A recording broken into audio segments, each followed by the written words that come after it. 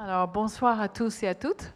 Je suis ravie d'être parmi vous ce soir et franchement, Bruno, d'aller de 1 à 100, plus de 100 en 10 ans, bravo. Hein? Encore, hein? Alors, comme vous avez entendu, je suis DRH d'une grande entité, 25 000 personnes, une centaine de pays. Et en tant que DRH, si vous êtes certaines personnes dans la salle, peut-être vous êtes des DRH, j'en sais rien, des managers, c'est sûr. On a des recettes pour développer les talents. Des recettes qui sont basées sur des référentiels. Est-ce que vous avez entendu parler des référentiels? Levez la main. Voilà, tout le monde connaît les référentiels. Alors, c'est pour aider la gestion des talents, pour les entretiens, pour les promotions, pour les plans de succession, pour les formations, etc. Ils nous aident, en fait, à faire quoi? Placer des gens dans les cases. Okay? Des stars, des performeurs, des gens qui ont besoin de développement. Ça nous aide. Mais je sais aussi que ces référentiels, ils ne sont pas tout à fait bien pour nous aider à développer les talents. De développer leur leadership, pour développer le sens d'écoute, pour développer et leur aider à transmettre leur savoir-faire.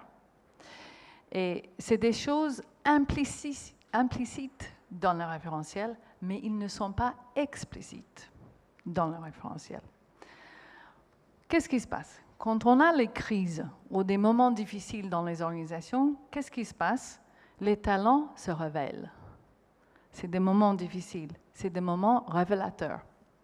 Mais en temps normal, nous ne savons pas bien leur révéler les talents dans chacun, leur potentiel, comment on va les stimuler, comment ils communiquent, leur posture qu'ils prennent, comment ils prennent les décisions ou non, comment ils travaillent avec d'autres. Tout ça, comment on décerne? C'est aussi dans le moment de promotion, vers des postes avec plus de responsabilités. Comment on les prépare, comment on les accompagne. Alors, nos jolis référentiels, dont on paie beaucoup pour développer, on passe beaucoup de temps, ça ne nous aide pas vraiment. C'est vraiment un défi de taille pour les DRH. Et en plus, c'est un défi accru par le déploiement ou la nouvelle société où nous allons vers la société digitale. On a maintenant les plateformes digitales pour matcher les talents. Oui, il n'y a plus des humains dans le sujet. On a des robots, on a des chatbots, on a plein de choses. On est en train de presque remplacer l'humain par ça. C'est un danger. Alors, il faut qu'on fasse très attention.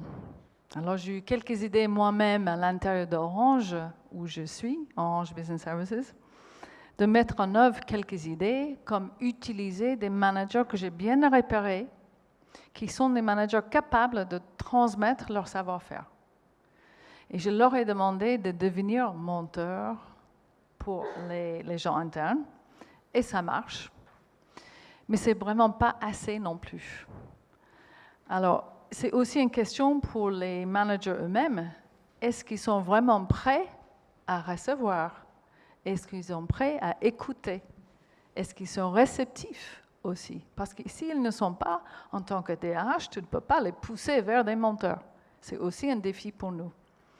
Alors, j'ai cherché un peu partout et un beau jour, Bruno est venu, on a déjeuné ensemble et comme les témoignages que vous avez donnés ailleurs, là, en Bruno, j'ai trouvé quelque chose de très intéressant et très unique parce que je trouvais que c'est très humain, c'est humain à humain. Et c'est ça que j'aime dans la méthode, si je peux le dire, excuse-moi le mot méthode, mais c'est dans les gestes que nous avons appris, il y a quand même quelque chose de très unique dans les gestes. Et c'est pour cette raison-là que je me suis dit, je vais devenir mentor moi-même au sein de Talent et Mentoring. Voilà.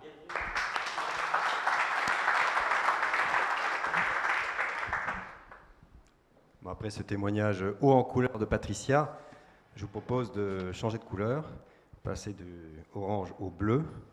Le bleu que je suis, le couleur bleue parce que je suis le bisu de talent et mentoring. Et le bleu aussi, ça ne vous étonnera pas parce que c'est la couleur de la mer qui a été au cœur de ma vie professionnelle dans la Marine nationale pendant 39 années. Et qui m'a beaucoup de responsabilités et surtout beaucoup de rencontres et d'occasions d'ouverture. Et c'est bien ce que je retiens de ces 39 années, c'est ce que j'ai pu réaliser au contact d'hommes et de femmes. Alors tout d'abord en mer, au sein d'une dizaine d'équipages, au contact des marins, vous savez, cette catégorie d'êtres humains que les Grecs dans l'Antiquité considéraient à part, ni vivants, ni morts. Et donc je me suis vite aperçu de deux choses en mer. On ne fait pas illusion longtemps. On est bon ou on n'est pas bon. On est au niveau ou on n'est pas au niveau. Du commandant au matelot d'ailleurs. Et deuxième chose, en mer, on n'est rien sans l'autre, sans le talent de l'autre. Et il faut les trouver et il faut faire avec, les faire reculer. Et donc, avec du recul, la mer, c'est en vous mettant à nu et en vous rappelant votre dépendance à l'autre, la mer est une merveilleuse école de vie. Si on pouvait faire naviguer tous les petits Français, Bruno, voilà un beau projet. Une autre expérience humaine m'a marqué, celle de formateur. Vous l'avez entendu, j'ai eu la chance de diriger 2 belles écoles. Et là, j'ai réalisé que pour faire éclore le potentiel de développement qui existe entre chaque homme, il faut bien entendu faire acquérir des savoir-faire, des savoirs, et donner l'envie d'apprendre. Mais il faut également, et il est essentiel, d'amener ces futurs leaders, parce que c'était des officiers dont je m'occupais, à réfléchir sur le sens de leur engagement, et à partir de là, à réfléchir sur la façon de vivre et d'exprimer leur leadership pour une cause qui, peut-être, les dépassera. Troisième expérience, pour terminer, troisième mouvement, si je puis dire, je vous emmène à nouveau en mer, mais cette fois-ci comme commandant, avec la charge de constituer un équipage soudé, prêt à tout donner pour le succès de la mission. Alors là, on a une recette qui est bien rodée, un entraînement très, très intensif, très réaliste, avec des fous furieux qui font tout ce qu'il faut pour perturber et pousser dans les retranchements l'équipage, et aussi avec l'implication personnelle du commandant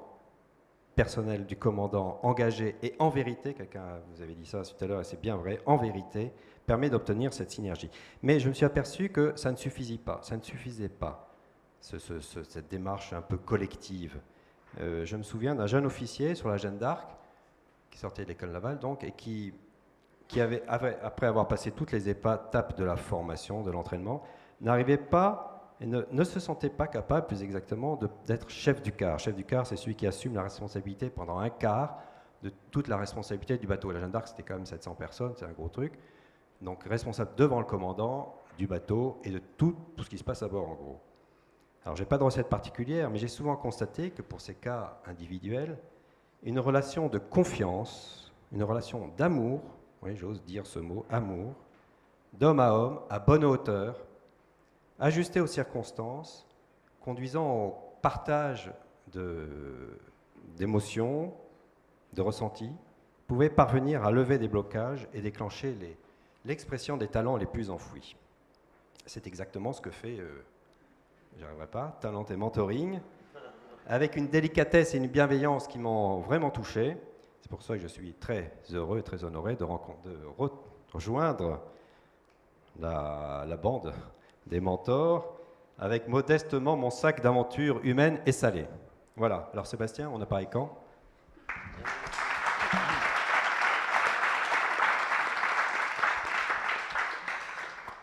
Merci à vous deux. Alors moi je voudrais en préambule dire 2 petits mots et me remémorer il y a 3 ans au Corona, l'un des repères de Bruno et Philippe. Vous m'avez invité à venir vous rencontrer un matin. On s'était croisés dans des vies antérieures autour de l'observation, effectivement. Et vous m'avez dit, on pense que ça peut t'intéresser, on voudrait te parler de ce que l'on fait avec GDBO. Et vous m'avez parlé des gestes. Ça n'a pas été simple au début. Vous vous en rappelez sans doute, on a essayé de définir le geste. Alors je devais ressembler un peu à ces consultants qui cherchent à comprendre. Je n'ai pas tout compris. Et en fait, vous m'avez aidé à lâcher prise dessus. Et c'est en travaillant non pas sur la définition du geste, mais sur le geste, et en particulier sur ce que pourraient être les gestes de développeurs de talent, et c'est la transition, qu'en fait vous m'avez embarqué. Et quand je nous vois aujourd'hui ici, moi aussi je partage cette émotion, je dis qu'il y a un sacré chemin qui a été parcouru. Ce soir en fait c'est une cohorte, on a entendu des témoignages assez très forts, c'est fabuleux, et je vous remercie de l'invitation que vous m'avez faite et de cette histoire que l'on partage tous les trois, et avec tous les autres, mais en particulier que j'ai eu le privilège de vivre avec vous deux. Alors en vous écoutant, finalement j'entends un même élan, une flamme très forte, une conviction sur le fait qu'il y a beaucoup à faire en matière de développement des talents et qu'il y a sans doute beaucoup plus à faire encore. Et moi, ma conviction, c'est que ce que l'on célèbre ce soir avec GDBO, avec Talent et Mentoring, eh bien, ça peut constituer un matériau extrêmement précieux pour faire bien davantage, à la fois en termes qualitatifs et puis en termes de largeur de déploiement.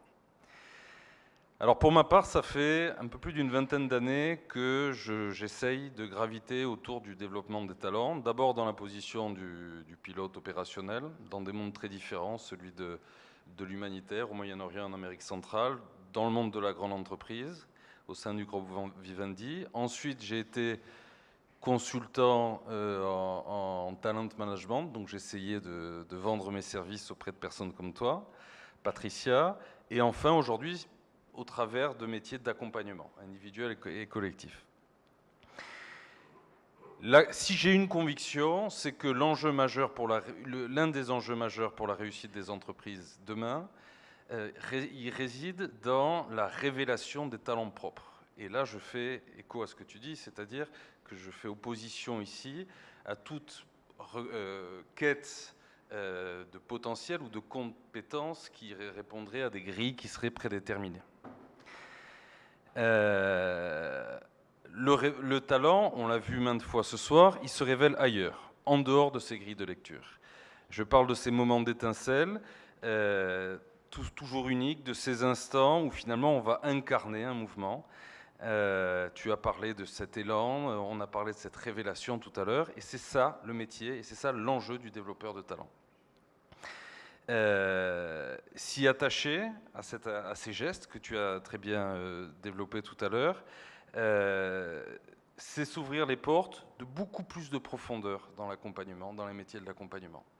C'est être capable de toucher avec beaucoup plus d'impact ce qu'est véritablement le leadership dans les métiers du développement, enfin de la formation du développement. C'est aussi être capable d'accompagner avec beaucoup plus d'efficacité les collectifs et, comme l'a bien évoqué tout à l'heure Anne-Catherine, avec l'exemple de ce que l'on a pu faire avec Atos. Ces expériences récentes nous ont montré qu'aujourd'hui, il est peut-être temps de passer effectivement, tu l'évoquais, à l'étape d'après. Riche de nos expériences différentes, riche de tous ces moments vécus ensemble, on a un matériau concret, solide, expérimenté pour le diffuser beaucoup plus largement auprès de l'ensemble des acteurs du développement des talents.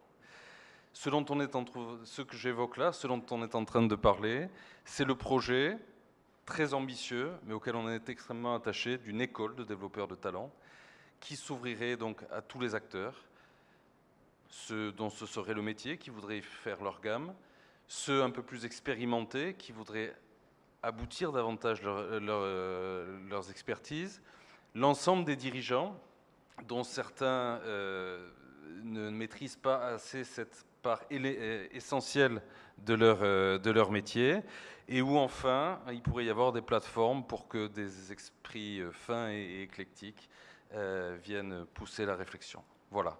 Je vous propose que l'on formule ce rêve tous ensemble et surtout qu'on le réalise ensemble.